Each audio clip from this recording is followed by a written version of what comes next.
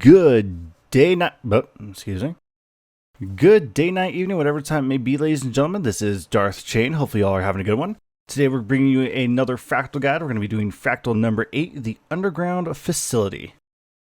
So this one's pretty straightforward, but there are 2 paths and 2 bosses. We will be going over both in this video, so let's get to it. So when you spawn into this fractal, you'll spawn this little hallway with a bunch of machinery in front of you and a lot of dredge.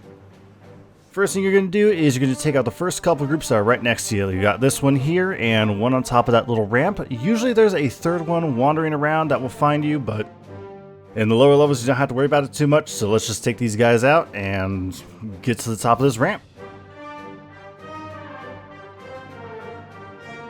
So yeah, 3-4 groups is probably what you're looking to fight here, especially on higher levels, so don't worry about it too much. Bring your AoE, not too bad. Now you're going to see this door here. We're going to need people to stand on some buttons to open up the doors so we can progress. So I'm going to run up here and get the first button. Now you want to send someone who has a little bit of survivability because there are going to be a lot of dredge in the rooms where the buttons are. So they're going to keep on getting attacked while they stand on it, and if you aren't quick getting to the door, it's going to hurt. So here's the button, and I'm going to step on it, the door is going to open, my teammate's going to run through, and one of them is going to run up the next ramp to hit the button over here. So we'll see them run up, there they go. And we're going to turn around and get the heck out of here so we can get to the center room. Now the center room, which is right here, is going to have 2 buttons on each side. I'm going to take the left, someone else is going to take the right. We're just going to stand on it and it'll open up all 3 doors. Now you say, Darth, 3 doors, but I only seen 2. Well, the third door is going to be over here on the left, right there in front of that control panel. Now you're going to need someone on the control panel to activate it. It does take a couple seconds, like 5 to 10 I believe, to open it completely.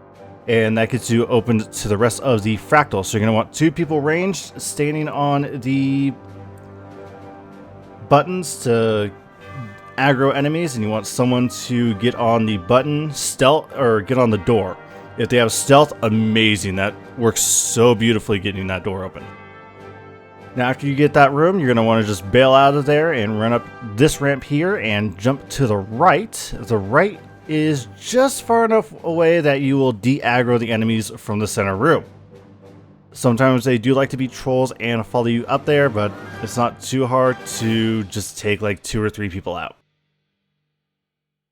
Now we're going to go to our first split of this fractal. You can see the hallway on the right is actually blocked off. So we're going to take the dredge out in this little corridor right here, and we're going to take the hallway on the left. This is the gun path, and you can see these mining lasers right here. We're going to pick one up and turn around to see these turrets.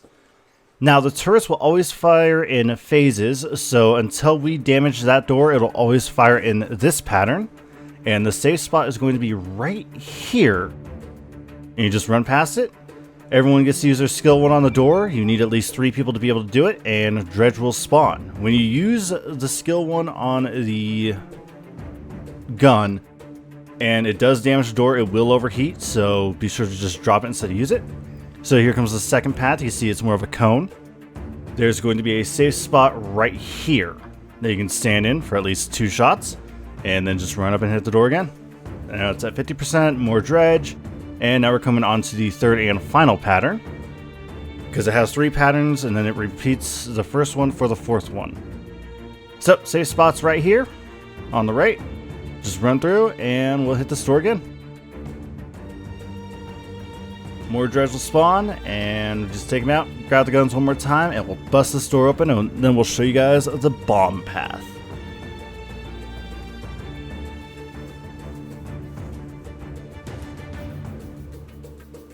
Now you do need 3 people to be able to do this door. That's on every single fractal. Just make sure you're not soloing this one, because it is kind of impossible.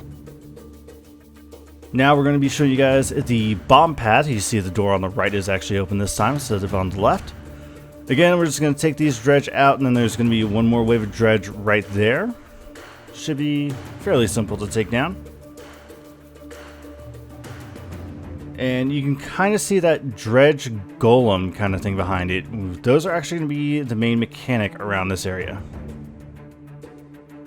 So the main mechanic in this portion is going to be stealth, but these security guys will unstealth you, and for a while as well. So you can see now I'm glowing.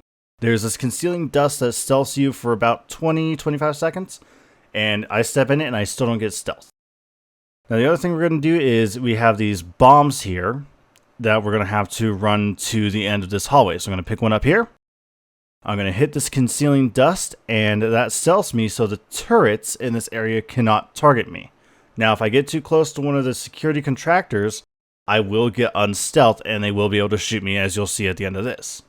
So, bombs are going to go on the left right here, and there's another concealing dust here. Luckily, I get in it just as they hit me, so they don't keep aggro on me.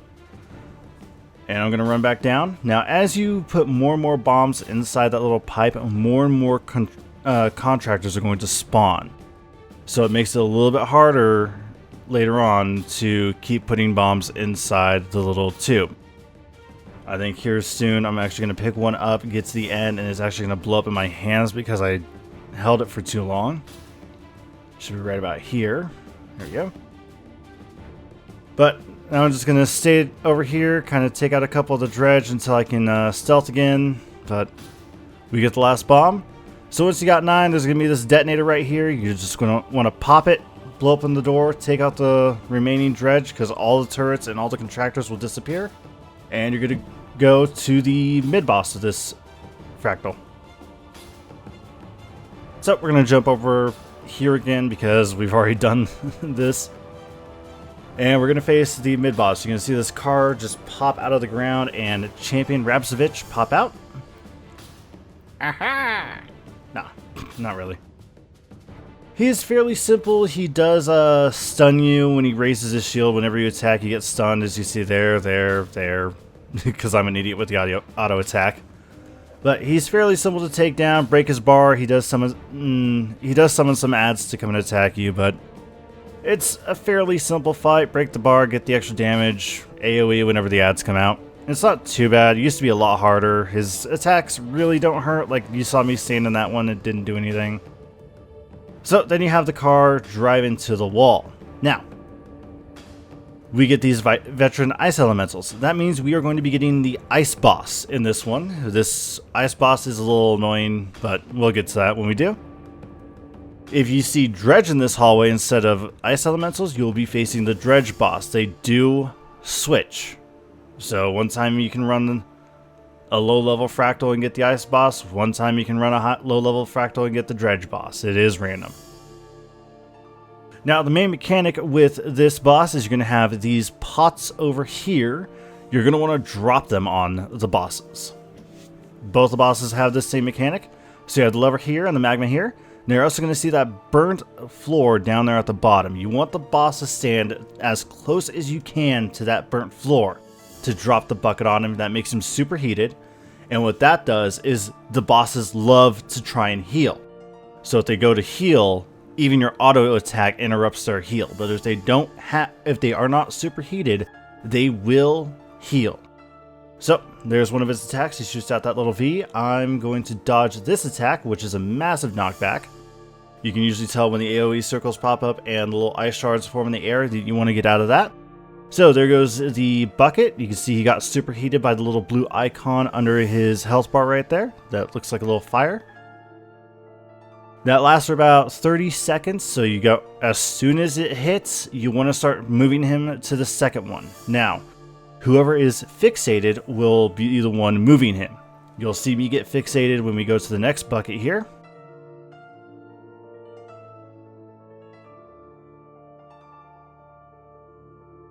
Now, when you're fixated, you'll get this little purple icon above your head. As you can see right there, I pinged it as well. That means whoever is on the buckets, if they get fixated, somebody needs to replace them because the buff is 30 seconds long. So someone else needs to jump on it. And when you're fixated, the boss will target you and only you. If you move out of its range, it will start moving towards you. So you really want to get him underneath the bucket, and then as soon as that fire hits him, start moving him to the next one. Other than that, you just keep on moving from bucket to bucket. You just keep on DPSing the boss. We come down to 50%, and we're on our 4th bucket right now. 3 people, that's not too bad. Now his attacks aren't too bad. He does also have that slam attack that you just seen there, but we're going to take him down fairly quickly right now. His attacks do hurt if you get hit by them, so try not to die. Such a weird thing to say. So we're just going to DPS him down right here, and that is it for the Rampaging Ice Elemental. Oh hey, look, I got a skin I didn't have. Cool. So now we're going to move on to the Dredge Boss. So I pugged this one with a couple other people because I wanted to get this video out for you guys. So we're going to have 4 people instead of the other 2 with us, so it's going to be a bit quicker. Now if you do want the Mistlock stability, you're going to go to the other corner of this arena, as you can see it down there in the bottom right hand corner. So again, he's pretty much the same exact fight. He has a close attack, he has a far attack. I accidentally fell off, but they're going to drag him into the bucket. I accidentally poured too early, and we're going to get the superheated. They don't need to stand under the bucket the entire time, they just need to stand under it for a little bit at a time. So his main difference of the attack is instead of summoning the ice, he'll just throw a bunch of bombs out, but they essentially do the same thing. He also has a close attack, which he just like jabs his little arms forward, and then he has a slam attack.